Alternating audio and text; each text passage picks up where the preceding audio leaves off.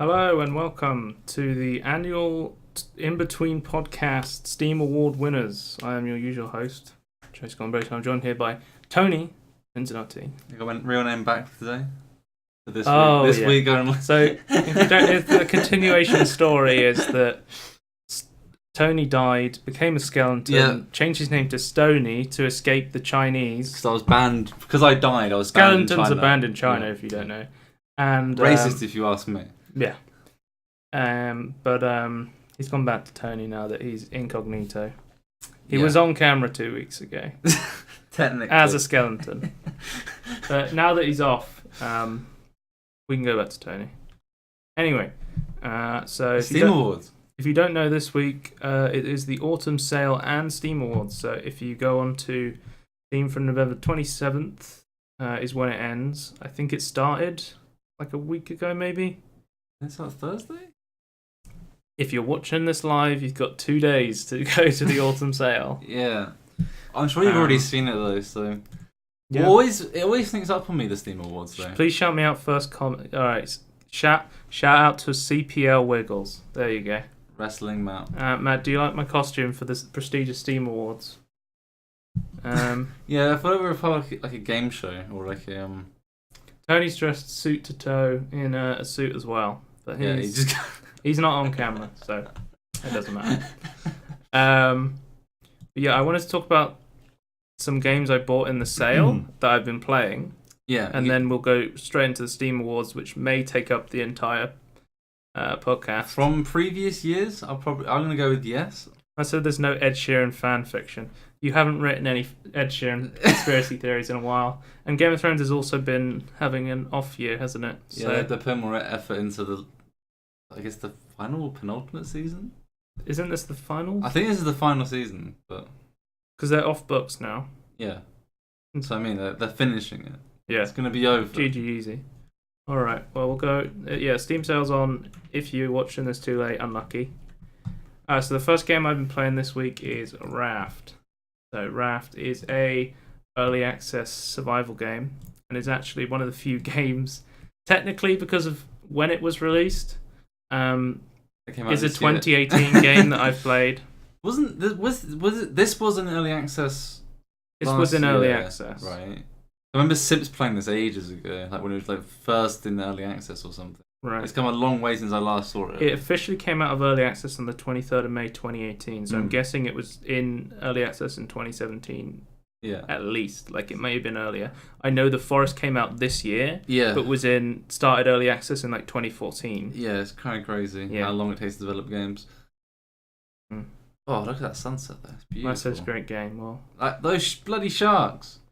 So I didn't play this by myself. I played this with 3 friends and then 4 friends at that point, and we had loads of fun with this game. I think I've got about 8 hours in the game at the moment. And basically what you do is you, as you can see if you're watching the video, you start off on a small raft and you have to fish things in with a hook, like plastic and wood, and you have to like expand your raft and build things on them. I like how there's plastic to get. Yeah, the ocean is just full of plastic, right? Like, yeah, okay, yeah, makes sense. What are you using the plastic for, though? Like bags? You can build paddles. Oh, okay. Lots of stuff. Like, you can build plastic bottles, because initially you use the plastic to make cups, so you can pick up the water and. Oh right, yeah. Because you have like a hunger bar, and you have like a thirst bar. So you have to. You have to like purify water, the seawater, to like keep your thirst up, and then you have to like get a fishing rod to get fish out of the ocean, to cook that and to stop yourself from dying. There is also islands all around, so you can find coconuts, mangoes, that sort of stuff to eat as well. You can dive into the water. It's best to do it by islands. I figured out. So you can actually go like we kind of just figured this out on the fly, but you can like dive into the shallow water and use your hook to like pick up metal from the floor, and you can like mine copper and ores, okay. And you can build like a smelter, and then you can use that to make more advanced stuff. Wasn't expecting that, but okay. There's like a big tech like progression throughout the game that's really cool. I spent most of it decorating, though. Actually, thinking about it, that's what these games are all about. I was the key diver. I was like the diving guy because I was like, I got the good hook. Like, you want a metal hook, to pick up the materials because it takes a lot longer with like the default wood hook. Because you can get like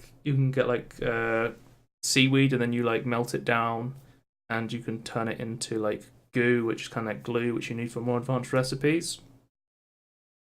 I think, and you can also kill the shark. Okay, so there's a shark attacking you. If you get bad weapons, you can kill that. Yeah, you can kill the shark, and then you can like cook the shark meat. You can wear the shark head as like a helmet, which we did for us. Basically, you always have a shark chasing you, though. Yeah, so if you kill a shark, another one will come, and he'll be like your main guy trying to attack you. So when you're diving in the water, one thing you can do is you can create fish baits, and you throw that into the water, and the shark like bites onto that, and while he's distracted, you can go like fishing, and then to get to the deeper parts where like the iron ore and the copper ore is, you need like you can build like flippers out of kelp, and you can build like an oxygen tank out of like a plastic bag, bottle. I'm not gonna ask how that works, but okay. Like a plastic bottle of air. Yeah, I'm sure that will work in some way. But kind of like the whole game is kind of like you want to move from islands to get like ores and seaweed and stuff. You move your raft? Yeah. Okay. Is it like mobile based then? Yep, you can put a sail on it. That's really cool. You can use a paddle to move it. And you can even build like a flag that'll tell you which way the wind's blowing, so you can go with the wind or try and go against the wind. And also there's something, so you know you fish collectibles in. There's these things you can put on the side of your boat called collectors, which are like nets. So if you put them all over your boat, as soon as you like go over some debris in the ocean, it'll automatically pick it up for you. Yeah, okay. Which is really useful. You can then go and pick it up from the net. Stopping your boat's a hard thing because the first, like the early technology anchor is a one-time use thing. It's like a bucket of rocks you throw down. Yeah. And then you have to like cut it off, and then it's gone. Get the boat moving again, but then you can build a stationary anchor that you can put up and down, which makes it easier to stop at places. But we had like people on the boat who were ready to like push the boat back to someone so he didn't get like stranded on an island. Vicious sharks though. Like wood is your like main resource for pretty much everything, which you can cut down trees. You can put plants on your boat and grow your own trees eventually when you get the technology. It's really cool. Use an axe to cut down trees. Actually, like your main source of wood though will come from just fishing out the ocean because until you get tree planters, you're pretty much going to want to go from island back to the ocean to find debris. What I remember is like the early game is just like you were like just collecting and like building up your nets to get more stuff on the ocean, but then you have to worry about the shark eating. There's also barrels, which you want. Barrels are like chests, basically. Oh yes. So if you've in a barrel, I have a bunch of stuff in it, maybe potatoes, radishes, wood, plastic, that sort of stuff. And there's also the world is populated with islands, debris, and then there's abandoned rafts, and they'll have a box on them, and you jump onto it, and as soon as you grab the box, it sinks, and then you get back to your ship. So like a time. That's kind of cool. Yeah. So how much is this game then? How much on sale? It's £12. So bad. What's it? So 15% off. I've been looking at this game for a while with a couple of my friends, on my wish list. Like Dave and CPL Wiggles or Matt, who's been on a previous podcast and was watching, and I basically said to them, as soon as this game goes on sale, I'm going to pick it up because this looks fantastic and I really want to play this. Didn't you hear what the sale was? 15%. I was just like, it would be slightly cheaper. I just wanted it to go. I didn't want to pay. I'd never pay full price for any game, basically. Yeah, that's fair. Because why there's no real reason to. Because playing it now and playing it in a couple of years doesn't make too much difference to me personally. No. But this was a game I really wanted to play, especially after playing The Forest. It's only really like MMOs or like DLCs for a game you already own that I want to play like there and then. Makes sense. Well, there's some games you definitely want to buy like while they're still like for example, I think Call of Duty Black Ops 4, like the blackout thing is going to be popular for a couple of years at least. I don't know if it'll be popular in like 2 years' time. We'll have to see, because there's like, it's when you have a popular game genre, you have like a high overturning of like what the popular game is. It was like MOBAs, everyone kept making MOBAs, and then it was like, hey, this is the popular MOBA, this is going to be popular, and then a year later, like nobody's playing it. You have that with like MMOs, you've had that with Battle Royales. I think for most people that you probably shouldn't buy, unless you really, really want to play it like from day one. You can't wait to play it then. But that's why like it's not on sale when it first comes out. As we've seen with Shadow of the Tomb Raider, which got review bombed. I disagree with the review bombing, but I understand their annoyance. Because I think it was like 3 weeks after it came out, it went on a 33% sale. Yeah, and then this sale is 50% off. I don't think that. Yeah, I don't blame. It's no one's fault. It doesn't deserve review bombing, but I can understand the frustration. But again, you bought it on release. But yeah, this game, Raft's fantastic. I'll move on to my next game, which is Ultimate Chicken Horse. I've been watching this for a while, and this is one of those games where I looked at it and said, this is a game I cannot buy on my own. I'd have to convince some friends to buy it with me, because it's one of those party games where it really depends on having 3 other friends who also have the game to play with them. But the idea of this game is, I would describe it as a party game where you have to build your own platformer. And that may sound a bit confusing. It's like, well, what's the skill and the difficulty in that? Well, the thing is, if it's too easy, you don't get any points. So you also put traps in, and you want to try and make it as difficult as possible for other people while still making it possible for you to get to the end. And then you also have things... Do you both make the same level, though?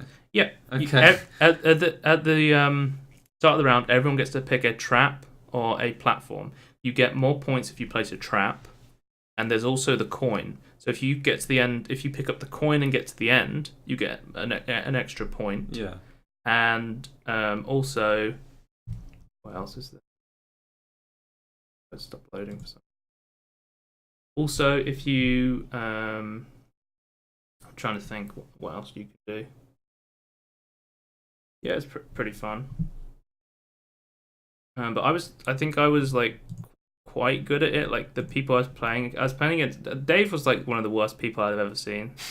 I'll be straight up with that. Well, playing it or putting on? No, just playing it. Like, okay. I don't think he's very good at platforming games, from what I saw of him playing. But I found that I was like consistently like winning. Like you get points for coming first. You play way more platform games than I think everyone else now. Like I picked up Sonic Mania in this sale, which was fantastic. How much was that? It was £5. Oh, really good deal. And I think I'm going to get Crash Bandicoot Insane Trilogy for Christmas as well. And I'm also going to get a Steam controller. And I said to my mother's like, what do you want for Christmas? And I said, I don't know. And he's like, oh, come on, just tell me you want a game or something. I was like, just get me a Steam controller. But I'm not going to use it to play games. I'm going to use it so I can watch TV in bed. That's the main feature. Yeah, it is actually fantastic for that. I was reading the Steam controller page. It had some mixed reviews. People were saying like people were using it as a controller. They kept having to like replace it because like some of the buttons kept breaking. Really? Yeah. Interesting. I can't say like I don't use it all the time, so I can't really say anything. But yeah, this game is really fun. There's tons of stuff. Like if the level's too hard and nobody can do it, you get bombs, so you can blow up traps and platforms. There's like dynamite, which is like a small explosion. Bomb, it's like a medium explosion, and a nuke, which will blow up like lots of things. Yeah. Like it was a race to get to the bombs before Dave, pretty much, because he kept blowing everything up. And then the way it works is I think you have like maybe 2 levels unlocked at the beginning, and then as you play through the levels, there'll be these balloons with cardboard boxes on them, and you go and pick those up, and those unlock additional levels. So I think you have 2 in the beginning, and as you play through, you get to 15 different levels, which all have their own, different quirks. Like, the farm, for example, you can touch the floor, but there's also a combine harvester spinning around, so if you touch that, you'll die. And then there's certain maps where, like Waterfall, where there won't be anything where you can touch the ground, you'll just like fall to your death sort of thing. So each map has its own different gameplay. It's not just like a background change, it is actually like a mechanical it's like an actual mechanical thing. Yeah. This game is really cool. I'll move on. So quite cheap, isn't it? It's in a bundle actually. That's really good. The multiplayer party pack bundle. I wish I knew about this when I bought it. It's sorry, I'll go back up. It's £7.25, but the bundle has 5 games that all are really good party games. It's got Duck Game, Move or Die, Ultimate Chicken Horse, Inversus, and Stick Fight the Game. Speaking of Stick Fight the Game, Stick Fight the Game is another amazing party game. It's actually made by Landfall, and if you know Landfall, you'll know they're one of my favourite people who made Cluster Truck. Yes. The fantastic game, and as well as the Battle Royale simulator thing where you're... It's crazy how much they've made. That's good. Yeah. But this game is fucking amazing. This game is, I would say, like Ultimate Chicken Horse. You kind of need to kind of be okay at platformers to like play it well, but this game is pretty much just... Or you need to play a game from finish to start. This game, anyone can join at any point. Right. It's just there's no like scoring other than this guy won the round, and it just keeps going from level to level to level, and you keep trying to kill each other basically. Very good drop in, drop out gameplay. This is the huge strength of Stick Fight the Game. Is rounds are very quick, and it's very good. Just anyone can just drop in and drop out, even if 2 of you are playing, and then a third comes along and he starts playing, and then someone needs to go out, and then it's just like you go down. Okay. It's just very fun. It's got some very it's got some cool physics. It's really there's good. Lots. I feel like most of the guns actually kill you more than they kill other people. Like there's ones that shoot snakes that are quite annoying. Do the guns have like knockback as well? Or... Yeah, like shotguns have massive. Oh, okay. But I had a lot of fun playing this. They did destroy the terrain very well. And there's even like a mode where a pumpkin like falls down from the sky, and whoever grabs it goes into like a boss mode, and then you're all trying to kill like this one boss who's like shooting projectiles down from the sky. Okay. I think it's really cool. And I don't know if it's a feature or a bug, but me and my friend Martin, we grabbed the boss at the same time, and we were 2 bosses fighting against each other, sort of thing. Oh, which was kind of interesting. It's a feature. It's not. Yeah, it's a feature. If it is a bug, then it should be made. This game is £3. You want this game? Yes. And it's if you're going to pick any of the games like Chicken Horse or Stick Fight the Game, I'd recommend picking up the multiplayer pack bundle because it's a very good deal. Yeah. How much was the bundle? I can't remember if we did to the. I can't see because I purchased it. We have no idea. I have no idea. Let me look at an incognito window because that'll sign me out of Steam. It is £18. So not too bad. Not too bad. £18.60. Pretty good. Where am I? Okay, next game I'll talk about is Lethal League. This is a game I've been interested in for a while, but again, I would say it's another one of those games where it's kind of one of those, I'll buy this with a bunch of friends. Basically, what I did is I like to try and sit down with a few friends, and I like to go through the Steam store and I go through the multiplayer kind of the party games or multiplayer games, and I say, should we get this one together? Like, we both get copies or... I didn't actually buy this game, actually. My friend Anton bought a 4-pack. You can get a 4-pack of this, and it's like £5 cheaper. That's really good. Because like it's £5 for the game, and then it's £15 for a 4-pack. 25% off when you buy 4. And he got it for me, and he was like, "Yeah, I'll give you a copy," and then just pay me back. So I got him Genital Jousting, another game that I already owned, and I managed to convince some people to get in the sale. It's a fun party game, and from what I can tell, is 1 to 8. It's like 1 to 8 players, so you can have like a lot of people. And also, from what I saw of Raft, just going back to that quickly, you can have unlimited people on one raft. Like there's no limit to how many people like you can have there. Yeah, kind of. It's like Minecraft with sharks. Do you want me to move that?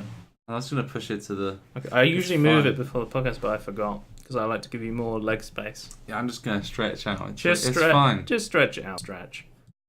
Anyway, so the final game I'll talk about before we go to the main event, which is the Steam Awards. Bring on the wall. Is Rising Storm 2 Vietnam. This is a game that I played and ended up actually refunding. Not because I didn't think the game was like I thought the game was like too buggy, or I didn't think the game was good enough. It's just it wasn't the game for me. Right. When did you buy this and refund it? Like when it came out? I got it in the sale. Oh, okay. It was £6. Right. Okay. And basically, we were going through some games, and my friend Matt was like, "Have you seen Rising Storm 2 Vietnam?" And I hadn't. This wasn't a game on my wish list that I'd looked at. Yeah. But I noticed that my friend Matthew bought it, and my friend Dave bought it. They're two people I'd play multiplayer games with a lot. Yeah. And I thought, initially, when I clicked on it, I had it on my ignored. Because apparently I'd seen it in my queue and I'd gone through and I've got no, I don't know. Sometimes I go through my queue and I'll just quickly. Yeah. That looks like someone I'd play. That doesn't look like someone I'd play. That looks like someone I'd go through it quickly. I'm surprised I looked through my. Wait a minute, I've ignored this. And it's like on your wish list or something. Like I should really not ignore this and like put it on my wish list. I still think my wish list ignore is actually pretty good. Yeah, mine's pretty even though good, I purchased this game, I still didn't like it. Yeah. Which means that it's accurate. Yeah. Basically, it's a very realistic Vietnam simulator. Right, I'm already put off by that. I kind of looked at the gunplay and I was like, oh, this is okay, but it has a very steep learning curve. Basically, it's hyper realistic to the point where a couple of bullets, or one bullet, or maybe even two bullets in the right place, you're just going to die instantly. So you're going to walk out, and there's going to be like a pixel in the distance, and you're going to instantly die. Right. And it's all set in Vietnam, so you can be like the Northern Viets, the South Viets, you can be the US Army. It's all set in the 60s around the Vietnam War. Yeah. They couldn't get Rising Sun as the song. The classic Vietnam song. I'm trying to figure out Rising Sun. Apparently some restaurants called Rising Sun. Okay. But, no, not Rising Sun, sorry, yeah. Fortunate Sun. I'm putting the fucking wrong one in. You're drunk. I'm drunk. Fortunate Song. Yeah, so they got another Creedence Clearwater Revival song instead called Jungle or something. So they were like, they probably couldn't afford the Fortunate Son. So they had to get run through the jungle instead, and that's the one song that plays on repeat. Oh right, okay. While you play through the game, basically. It's only one song. But basically, I've never liked like realistic shooters. Like I've tried Arma, and I really hated that. Yeah. I didn't like PUBG because I found it was way too slow. If you're a fan of slow shooters, where all like you're gonna if you want a realistic slow shooter where you're gonna have to work with your team. You're gonna have to talk with them, and they're gonna go like on one map. There was no spawn point on the beach. You had to go through on a helicopter and land the helicopter in order to get on to attacking them. Right. Okay. But it's like you're gonna be like, where the fuck am I getting shot? You're gonna like die. Be like, where the fuck am I getting shot from? And then it's gonna be you respawn, and it's like, what the fuck happened? Sort of thing. So I think it's a game that if you wanted to put a lot of time into and you were okay with a slow shooter, you could probably get really good at this. And that would, I think, I was talking about it and he said it's very satisfying to kill someone in this game because of how long it takes to like master the game and how long you have to wait for that one kill. But that's not something I'm interested in. I'm looking for I'm looking for a fast-paced shooter, right? Lots of action, very quick. So that is one game I played that I ended up actually refunding because it just wasn't the game for me. Yeah. I didn't have because you have to put a reason for like why you're refunding a game, and like the categories are kind of not that great. I just ended up putting this game was too hard for me. That's one of the reasons you can refund. I mean, technically that's true. That is one of the reasons you could refund a game on Steam, and I just went, well, too hard for me. GG, too hard. GG no re. Like GGTH. Yeah. Anyway, we will move on to the main event. Meat and bones. I was gonna say that I bought what's it called? What did you buy?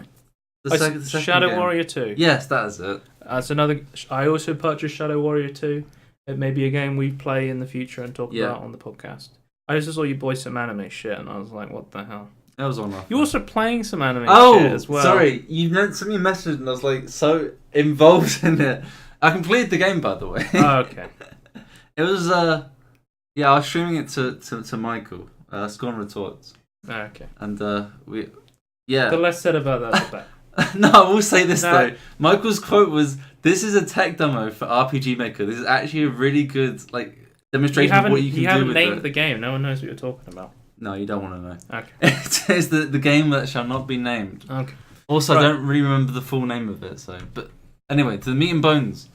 Sorry, no bones. To the meat and potatoes. Here we have the Steam Awards. We're friendly in China now, so meat and potatoes, no bones. Oh, you've got it. We have the Rocket Ship Award for the Inbetween Podcasts Game of the Year. We have. I'll go full. We're going full screen. You actually set it up properly. Yeah, we still got sound. Last time we didn't have sound. I don't know if we have desktop. Yeah, we got desktop audio. We have him right here, the man himself. Yeah, who's that guy on the other side, Jay? Who's that guy on the other side? It's me. Why have we got a rocket? Someone in my family made it for me years ago, and I have no idea why. And they were like, "You're like Eddie Murphy," and you're like, yourself. It's got me on it. I guess that's true, actually. I do. But we will be awarding this to the Inbetween Podcast Game of the Year. So I'm just being... You leveled up. I leveled up. You leveled up your food. But we'll have some... this is why I really want a soundboard. Yeah, I'll talk to you after the podcast, but I had some other ideas for the soundboard. But we got a teaser from Tony after the podcast. I've actually started making it now. But we'll had some issues, but it's fine. We'll get through them. Okay, so we're going to go in reverse order. Yes. So we're going to go from the bottom to the top. Well, we're gonna so we're going to talk about the weird categories at the bottom, and then we'll go to the Steam Award Game of the Year. So do you want to do yours first, or do you want to hear mine? No, do yours first, and because mine, I feel like you have better reasons than my one. Because I always, for every year for Steam Awards, I'm just like, I guess this is what my pick is. Okay, so the first one. Okay, I thought you'd choose that. Well, this is the only game I can think of that fits in this category, and this is also a game I have played in 2018. So I don't agree with. I think almost any game would fit in this category technically. What game did you? Okay, so I'll go over. I put Portal. What was your nomination? So you chose a game where you're like a character controlling it. The main mechanic of the whole game is the item that you hold, basically, right? In your case. There's multiple machines in this, though. That's in true. co-op, that's true. you play as a machine with a machine. GLaDOS is a very cool machine. Yeah, that's true. Wheatley is a really cool machine. I chose a management game, which you have to put lots of machines together and create a management network. Technically, I have not played, but I have seen a ton of it, and it's called Rise of Industry. Rise of Industry. Let's get that up for the... But I've been watching because the developer of it has his own he puts dev diaries out on his YouTube channel every week, I think. Been watching that. Okay, so there's a strategic tycoon game that puts you in the shoes of an early 20th century industrialist build and manage your growing empire and a living, breathing. And I considered all of these things machines. Okay. Also, it has trucks in. So can we just talk about how fucking specific and weird this category is? But I was gonna say almost any game can have it. You can say I really love the gunplay in this game. So I'm gonna say the gun in this game is the mechanism that I like, or the gadget I like, or something. So I said you could do runners ups if you wanted to. You said you didn't have. I didn't have runner up. You didn't have a runner up, but my runner up was Sonic All-Star Racing Transform. Okay, fair enough. And I was like, how do I fit this in? You can play as Metal Sonic, and there's also cars in it. Yeah, as well. Cars count. Yeah, there's cars in it. So can we? This will be sent to Valve's office. We want it back. Well done, Portal 2. And what was the name of your one? Rise of Industry. Rise of Industry. Well done. And we'll move on to the next category, which is... Oh, this is the really obscure one. Oh, is this a really obscure one? Yeah. The next category is the Best Alternative History Award. Yeah, what else would you choose? So my nomination was Wolfenstein: The New Order. I just couldn't think of any other game that fits in this category. I thought of one more. Okay, what's yours? Frostpunk. Frostpunk? Yes, it's another strategy management-y game. Oh, is it actually set in It's in the future. You have to go to the Antarctic because the rest of the world is fucked. Oh, right. And it's Victorian steampunk. It's really cool. I really want this game. Again, I haven't played it. I've seen a ton of it though. It's really good. I've played my games. I know. I think I've played all my games. Yeah, I know. My problem is like, what else am I going to choose? I can't think of anything else I want to put down other than games I haven't. I tried to pick games that okay, so I try and choose games I played, but if I've seen a lot of it, I'm like, I'm okay putting this down.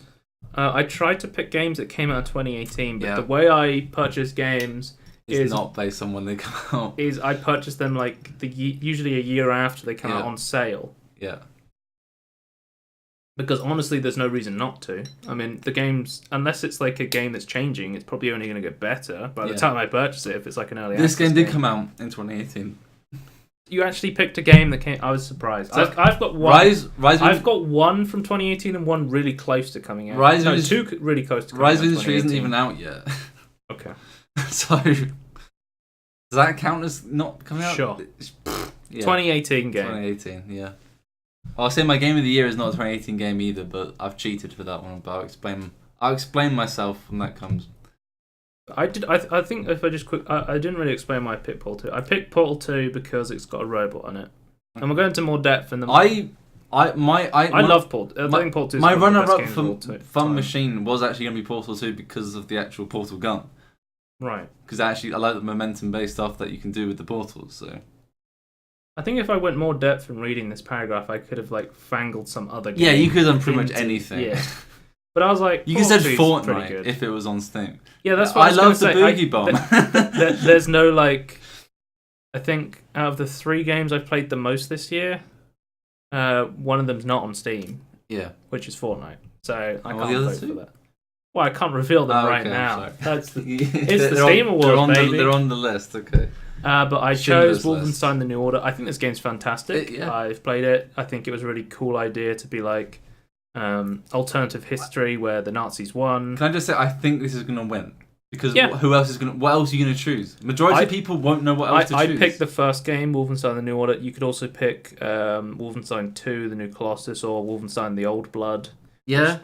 Those are other games that... I'll be super surprised if Wolfenstein does not win. I'll be surprised if Portal 2 doesn't win this. Yep. As well. I agree. I don't know any other game that could fit in this category. Yep. But machine gun games and was it Frostpunk? Yeah. Who makes that? No idea. Well done. Apparently it has new Endless Mode DLC, so for Frostpunk, so. And then we'll move on to the next award, which is the Better with Friends Award. And I've got a game that came out in 2018. I don't. The Better with Friends Award. There are some games out there that just aren't the same when you play by yourself.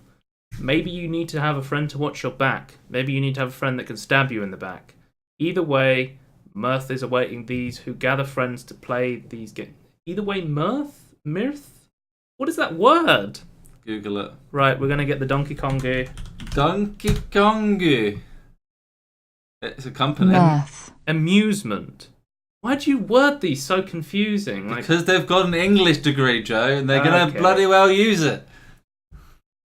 Games that you enjoy playing, basically. Yeah, either way, you enjoy waiting with the gather of friends.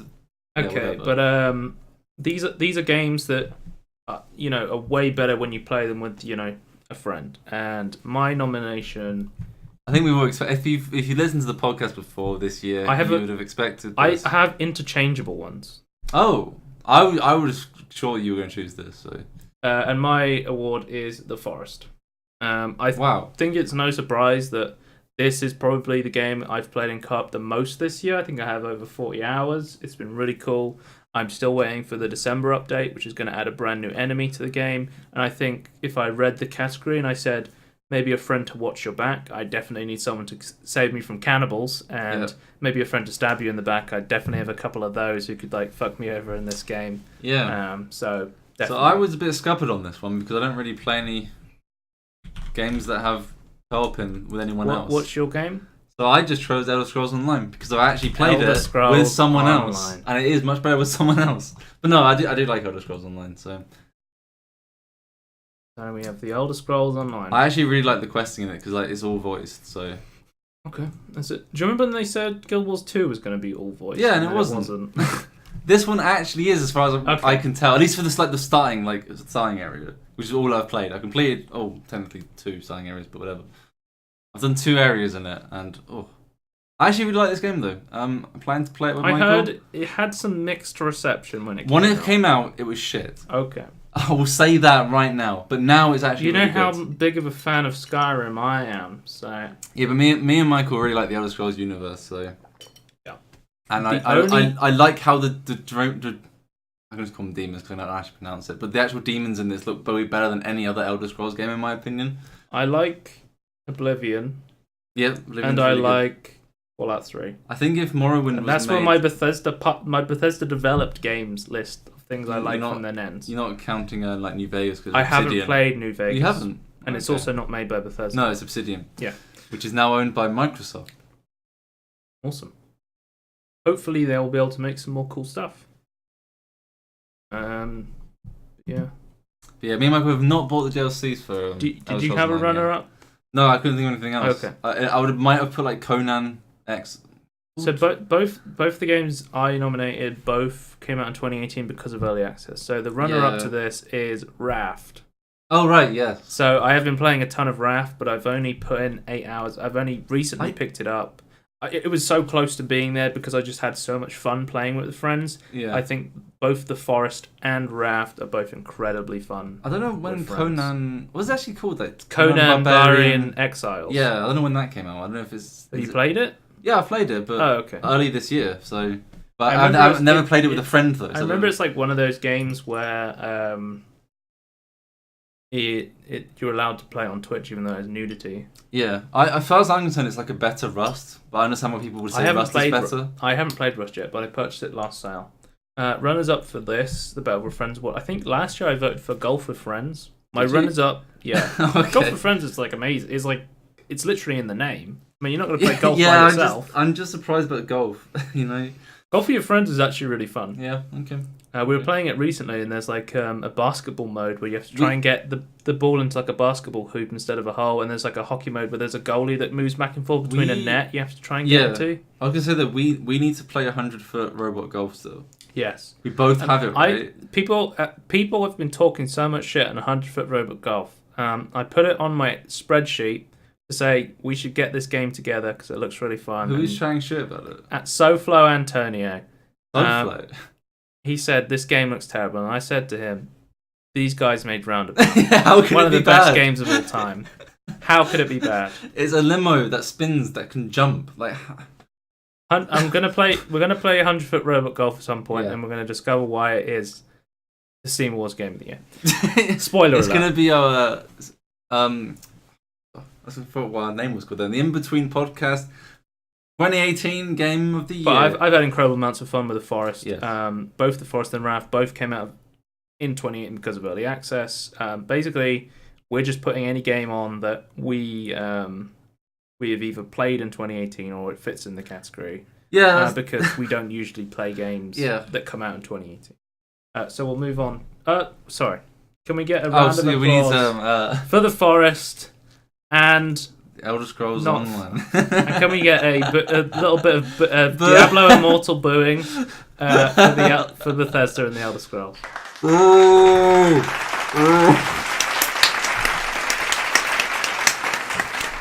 I've dropped the award. You've dropped the rocket. Shit.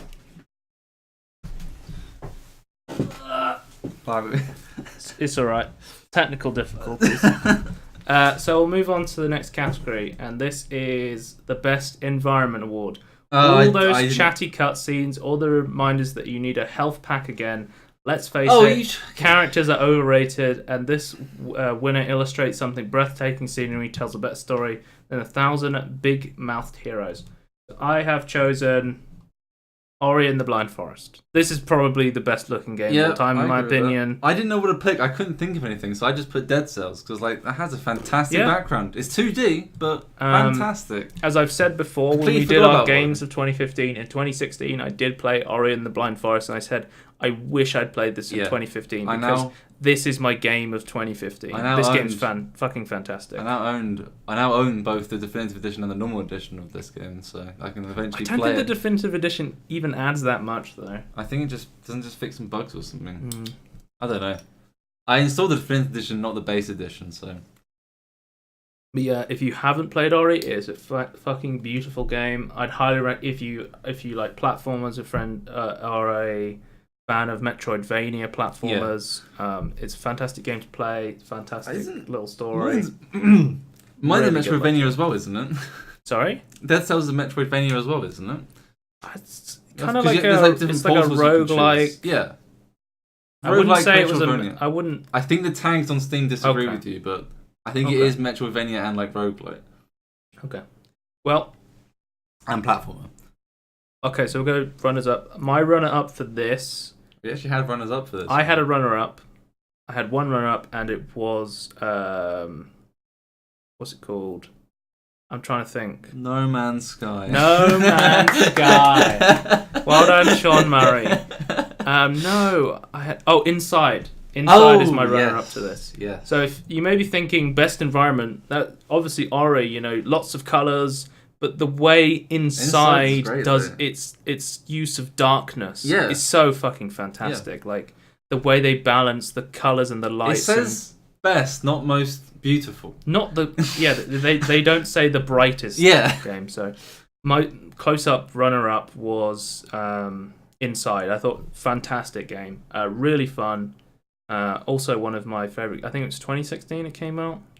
I fucking loved Inside. It was on my list for the best games. 2016, 2017. Yeah, that's one of those. But yeah, we'll just get the cam up and we'll just have a quick clap for. I have to refresh it.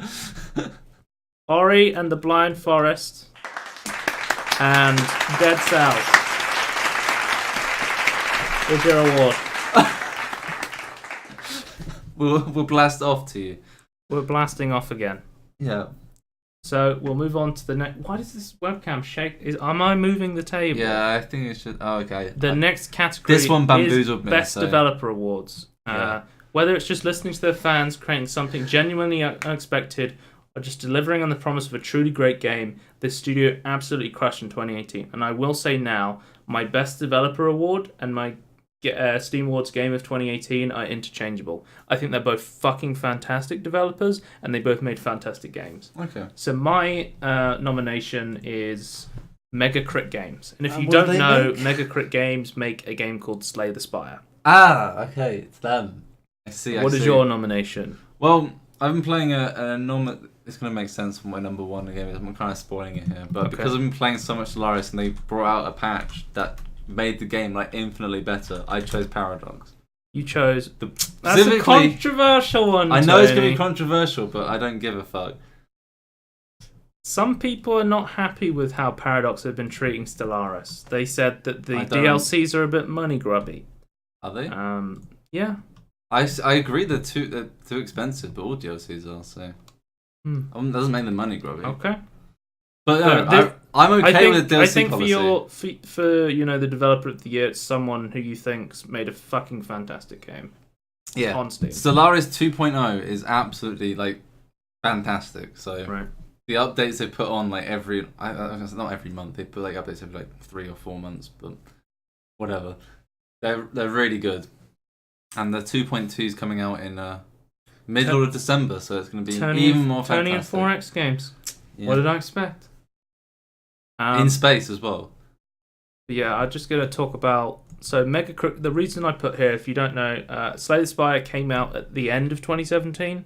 So it's really close to being a 2018 game. It's November 2017. That's 2018. And I think it's still in early access, actually. Yeah, that's 2018. Okay.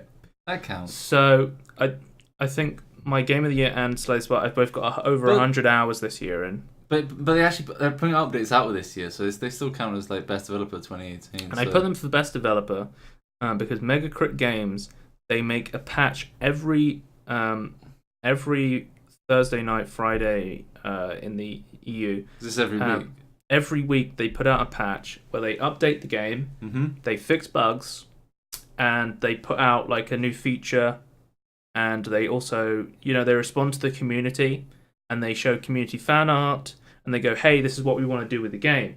This is what you guys have said. Yeah. We're going to change this, and this. We're going to add this. And they just keep making this fucking fantastic game that I keep putting hundreds of hours into because it's so much fun. And I think they've just done a fantastic job. Like Slay the Spire, I would say my game of the year is interchangeable with Slay the Spire. I said Slay the Spire is definitely, 1-1 game of the year at this point. They've done a fucking fantastic job with this game. So for Paradox, Interactive, and only slightly controversial this time around. Megacrit Games, a developer we haven't heard a lot from. If you haven't heard of Slay the Spire, and I don't think they have many other games, but I hope we hear more from Megacrit Games because they've done a fucking fantastic job with Slay the Spire, and I hope to see more from them. Here's the Inbetween Podcast Rocket Award. Fantastic. So we will move on to the Labour of Love Award. The Labour of Love Award, this game has been out for a while. The team is well past the first unveiling of their creative baby. But being the good parents they are, these devs continue to nurture and support their creation. This game, to this day, is still getting new content after all these years. My nomination is Subnautica. Oh. This is an easy choice, right? Mine was the same as last year, but it could have been one other one. Okay. I chose Prison Architect. Oh, I think that's a very good choice. I wasn't going to choose it because I've already chosen them, but then they added multiplayer, and I was like, that's actually quite a big step. And they actually put a lot of effort into that. But I do have a runner-up for this one. Okay, what's your runner-up? It's Chinese Hearthstone. Stonehearth. Because honestly, they've put so much effort into it. I know people complain like they didn't add everything. They're still adding stuff that people, like when it came out, people complaining. I think it didn't. It's missing some features. It doesn't have like all of the classes yet, and it doesn't have like one of the species, I think.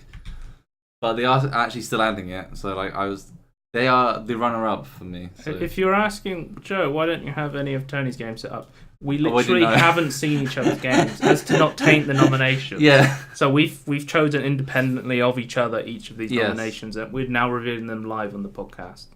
So even though Prison Architect was announced like not a dead game, but they're going to like slow down the development of it. It's been in development since 2015, which you mentioned. Yeah, that's when it came out though. That's not even.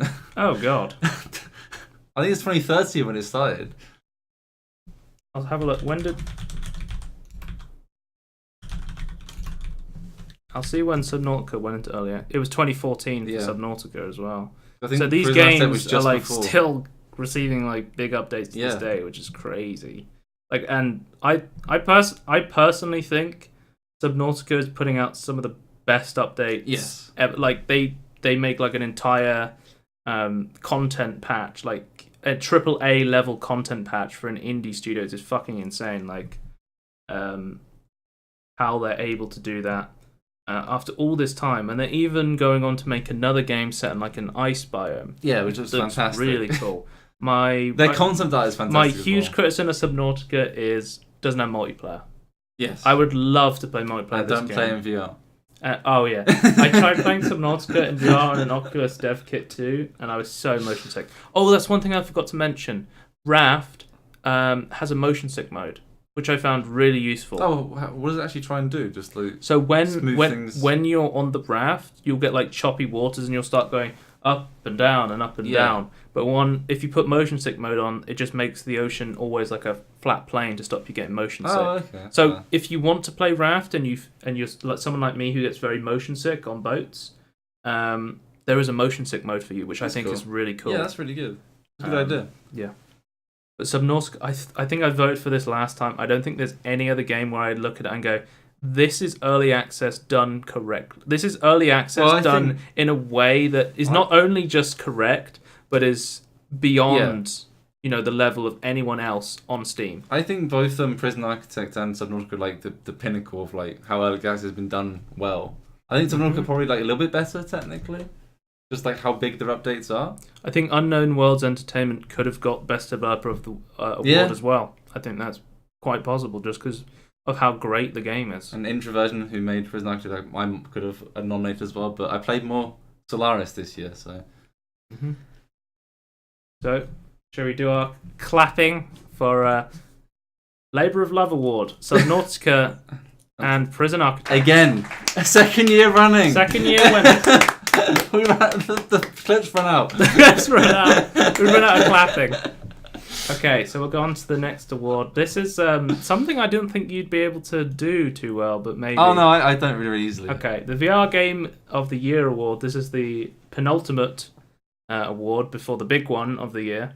VR is the Wild West of game design. I think many people have said that Steam VR games are kind of like the Wild West at the moment, where nobody really knows what they're doing and they're not, selling too well just because of the adoption rate of VR headsets. But and we don't know what to do to make people not sick, or like what makes good ways to move around. But it's a lawless land of emerging standards where pretty much anything goes. The winner of this award is not only hugely fun, but helps chart a course for the future of the medium. I think we both chose good options then. I can see yours before you can see mine, but I've chosen budget cuts. Of course you did. And I've chosen Beat Saber. Oh, Beat Saber is such a good one. I forgot about that. And I forgot about budget cuts. Oh my god. I completely forgot about budget cuts. Well, I've always said I know. Budget Cuts is my favourite VR game of all time. My favourite VR... Before it even came out, you loved it. I've always said... This is another game that actually came out in 2018. Yes. But I've always said my favourite VR games are Budget Cuts and I Expect You to Die, I think it's called. I always mess up the title. But it's... is that both of them are games where it's a VR game where you're pretending to be a secret agent. So obviously I'm Bond. Oh, I'm James Bond. You're like in the car, don't get rid of the bombs. Yes. You're like trapped in your enemy's car on a aeroplane filling up with poisonous gas, and you have to try and escape. And I found that was the best seated VR experience I've ever had. And it's also you can now do it. You can now do it room scale, I think now. Oh really? That's the version on Steam. Oh yes, I remember that. There's like an update like saying you can now have like room motion scale controls. Problems. Yes. Yeah. But yeah, pretty much I saw this and immediately I was like, Budget Cuts. Budget Cuts does so many things like the teleporting mechanic where you can like look through where you'll go out to teleport to, and like it's just so much better than any other teleporting in my opinion. I think my runner-up, now that I forgot about Beat Saber, but Beat Saber is the killer app for VR. I think that's a fantastic nomination, and I think my runner-up would be a game I haven't played, but Gorn. If you've heard of Gorn. I've not seen much of it. I've seen what's his name? Like Up Is Down or something? Is that his name? I've seen him. Gorn is VR Nightmare. That guy that always does those videos. Yeah. Or this game. This insert is a living nightmare or whatever he calls it. But I don't think there's any other VR game that I've had the most fun in other than Budget Cuts. So that's my obvious choice. I've watched a lot of people play. I've watched someone play all of Shrek. I have played. I've played Beat Saber as well. Have you? It's fucking fantastic. Yeah. I played Brain Power on Beat Saber, and not Slave Power. That killed me. Not Slave Power. Trying to do Brain Power on Beat Saber killed. I was playing Beat Saber on the hottest day of the year in summer. I was like, what the hell are you doing? I almost like fucking died because it was so fucking hot. But I was like, fuck it, I'm gonna play it. It's super good. It's the way you wanted to die in VR. I died doing what I love, playing Beat Saber. When you die in VR, you die in the real world. So can we hear it once again? Let's get the award ready. The Rocket Ship Inbetween Podcast Award for Budget Cuts and Beat Saber. Yeah. Both of which have actually put stuff through to make the game, like the industry, the genre better, I guess, not industry. Okay, VR genre we'll move on to the big one. The Game of the Year award. Maybe it was immersive gameplay. Mine's 10. Or a gripping story. It's well-crafted characters, immaculate design, or addictive multiplayer. Whatever the reason, the winner of 2018's Game of the Year award is an instant classic. My nomination for Game of the Year is legitimate. Dead by Daylight. Yes. This game is better than you expected. Ever since it's been announced, it's had constant development. The Behavior who make this game, they do a live stream every single week where they talk about the game, they talk about what they're going to add, they talk about art, they talk about sound design. The way they've supported this game into 2018 has made it fucking fantastic. And I don't think there's a game on Steam I've played more than Slay the Spire and Dead by Daylight, and I fucking enjoyed these games. And I had to look at these two, and I went down with what have I enjoyed more. And I found that even though I enjoyed Slay the Spire to a point where it's almost next to Dead by Daylight, the fact that Dead by Daylight has the multiplayer aspect, I had to give it to it. just because it allowed me to have a lot more friends with my a lot more fun with my friends. It makes sense. Where Slay the Spire is, of course, a solo only. Yeah, but this one as well, like, it was better than you were expecting as well. Yeah. So I remember when it came out, I wasn't that interested. But the constant development, the DLCs, the support, the changes, the listening to the community, and just, you know, the constant support for the game is fantastic. What was your nomination? I chose a technically cheaty one of Stellaris. You've chosen Stellaris, but only because the 2.0 patch came out this year. So this award you're giving to Stellaris 2.0. Yes. Of course, you chose Paradox, your developer, which also made Stellaris. Basically, because they made 2.0. Yeah, I played like an extra 200 hours this year. It's like this is such a much better update. Like the gameplay, the strategic element is so much better with hyper lanes only. It's so good. And well, so basically, this is obviously your favorite game of 2018. At the moment, I think this is my favorite game of all time. Really? Yeah. You getting to that point? Yeah. I mean, my list favorite games of all time. We're including Ratchet and Clank, Warcraft 3, and Half-Life 2. These are like my main. Yeah, this has just surpassed Ratchet and Clank for me. Really? Yeah. And well, I think when 2.2 comes out, it definitely has done it. At the moment, they're kind of like equal. Okay. So that they joint first, I guess. I don't know how that works. Technically, you can't. I don't know. But yeah, I would say, you know, Behavior, I think, could definitely be the best developer, just because of how much love and it's rare to see these games that you have developers who put this much work and attention into making their game better and listening to the community. So Sean Murray wouldn't be on the best developer award. No, no. But I think Slay the Spire and Dead by Daylight both. Yeah. If we do end up doing a Games of 2018 awards like we do most years, I think those definitely will be my front runners, unless you know something comes out in December that just blows me out of the water. I was thinking there's not that many games that I've played that actually came out this year at all, so I'm not sure what I'm going to do about the final episode of this year. We usually do Games 20 next year. Yeah, I guess the first episode of next year. I think the first episode of the podcast is like Games of 2015, isn't it? Something like that, yeah. One of the first ones. We always do a award show for the games that came out that year, just to talk about everything we played that year and what we really enjoyed. Yeah. I do feel like games that come out at the end kind of get cheated, or games that you got on a sale at the end. I find that the games come out at the start I completely forget about for some reason. So I think next year I'm gonna actually get like a document out and like actually write stuff like of every game I play. Yeah. I'll write like a comment and like almost like a mini review almost of like my experience with it.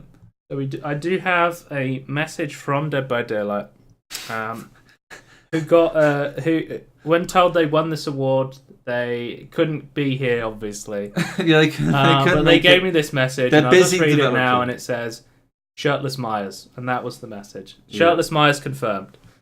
So the big final award for couldn't be here the Game of the Year award for the Inbetween podcast, Eddie Murphy and Joe Rocket Ship Award. We have Can we hear it one last time? For Dead by Daylight and Stellaris and 2.0. Stellaris 2.0. I've got to restart the effect. We need the soundboard to loop it. You deserved it, guys. Really. You're both developing the game. Great fucking job. Boys, you blew it out of the park this year. Let's be honest. They couldn't make it because they're both developing the game still. They're so busy. Do we feel like we want to continue the podcast? Shall we end it here, or is... No, I don't even know where we are on the... I mean, you can... We've got a little bit of news. We can watch a couple of trailers and end it, or do we want to end it on a high? It's up to you. Because they don't want to lie. Couple of trailers. Okay, so I didn't think we'd have much time for this. You know, we're an hour in. I usually like to end it at about an hour. But we'll quickly go over some trailers that came out this week. Yeah, so, others can be Parkitect. Research shows Parkitect's coming out November 29th. I don't know if you've had your eye on this or not. Yeah, this is like the isometric. You know, like Planet Coaster is like the 3D version of like Roller Coaster Tycoon. This is like the more isometric version. It still looks 3D and good, obviously, but just looks. I don't know why. Like, I'm not a big fan of like theme parks, but when it comes to games about theme parks, they're fantastic. I don't understand. I was thinking about this idea. I was like, games where I can build roller coasters and kill people are really fun. I like Death Simulator. How'd they do it? I like Zoo Tycoon. Yes. Where you can like let tigers out, or like I'm really Jurassic interested to Park. try Jurassic Park Yes. Evolution. So I just want to let dinosaurs out and like kill people. Basically, I'm a sadist who just likes killing people in games. You're the person that plays like Sims and like gets some dinosaurs. Oh, I've killed so many people. I found the best way was you put chairs next to a fireplace, and then this like burns the whole house down. I saw a bear one. You put a rug in front of the fireplace with chairs around it. Oh, okay. That's how you do it. And you get some sim to fuck about with the fireplace. We should just quickly mention, if you didn't know, Peter Molyneux invented the roller coaster tycoon genre. So thanks, Peter Molyneux. A round of applause for Peter Molyneux. Runners up for Peter Molyneux, Game of the Year. Best developer, Peter Molyneux. Best bold Surrey-based developer, Peter Molyneux. Very specific game. We should make like a bunch of specific categories for our Game of the Year awards. Yeah, because TB's not here for this arbitrary anymore. We have to fill it in. Well, we wouldn't be nowhere near as. No, but I'm saying we can have the same ludicrous. We have like really specific awards, right? Okay. Write it down. So we have talking about Insomniac Games and Ratchet and Clank. Yeah, this is Insomniac Games. Insomniac Games Sunset Overdrive came out on PC. We talked about it. It was rumored for ages, and it's officially come out on Windows 10 Store and Steam. Sunset Overdrive is like an open world game where there's apocalypse and it turns everyone into these like zombie alien creatures. And then basically the entire game it kind of reminds me of Ratchet and Clank in a lot of ways, because the entire game you're like grind railing around the city, you're moving around really fast. Some people have compared it to like Jet Set Radio, which is another awesome game. Don't mind me, I'm just ripping up. Hyper agility, unique weapons, customizable abilities of an explosive and irrelevant adventure. Don't know. In the end times. Basically, there's a guy. I think the story is basically there's a guy who's like tired of life, and then the apocalypse happened. He's like, well, this is my time to shine, basically. But it's really cool. I've seen like the Digital Foundry video on the port analysis. Oh, okay. How was that? I didn't even look at that. So. You can have unlimited frame rate, but if you want to lock it, it's 30, 60, or 120. There's no more control over that. Okay. So no, isn't like that 144. That's standard from some games, isn't it? Is it like an engine? I've heard that the mouse acceleration isn't great if you're playing it on keyboard and mouse. Is this a controller game though, isn't it? It's a controller game, but they have made it so you can play it on keyboard and mouse, and I heard the mouse acceleration isn't great. But other than that, it looks really good from what I've seen of the port analysis. I never understood why they can't just use the system's default mouse, but whatever. Okay, we'll move on to the fun show before we end. And that is, of course, everyone's favourite game of the year, PUBG. I mean, give it up for PUBG, boys. Esports ready game. No, it's not anymore. Best developer of... sorry, I forgot to mention. Best developer of the year, Blue Hole Entertainment. I'm finding the live action parts really cringy. Is that basically normal? Oh god. He's got the winner chicken dinner. Fuck me. I haven't seen this before. So it's now on PlayStation basically 4. PUBG was an Xbox One exclusive on console. It's fucking awful, and I don't know why you would want to play it on console because it's a terrible experience. Just play Fortnite, lol. Not on PS4 though. Well, but now you can play it on PS4 because they no longer have the console exclusivity. I forgot PUBG wasn't on PS4 or existed. I did play it a lot, and I did play it 50 hours in 2017. I did have fun on the game. I definitely would say it is a buggy mess that if you can look past that, does have some nice realistic shooting in it. If that's your sort of thing. Slow methodical gameplay. What was that game that it was one that of the died original from Cliffy B? Lawbreakers? Oh, Radical Heights. Yeah, that one kid that when Radical Heights was going down was like, PUBG's a early access game and Fortnite's for children. This is the only good Battle Royale game. Rest in peace, Boss Key Studios. Yeah. But I think that's where we'll end it. Go to the outro screen. So as always, you watching live on twitch.tv/Scorn if you are. If you're not, we do it every Sunday at around 2 p.m. GMT. Without fail. Please come check. And And you can go to the And Everything In Between podcast YouTube channel to check out the VODs, the video on demand. Don't know why I needed to mention that. You probably know what that means. They're just videos. They're just videos. The demand part is like they're just videos. Of course, they're on demand. They're videos. Well, sometimes you have videos that are not on demand, like our videos. Got him. I have to request them from us. And I've also we'll send it by mail. I will also tweet as soon as the podcast is going live on Twitter, and I will post the VODs there as well if you want to keep updated with that. As long as you remember to press the tweet button. Yep. Have I this week? Let's quickly check if I've remembered.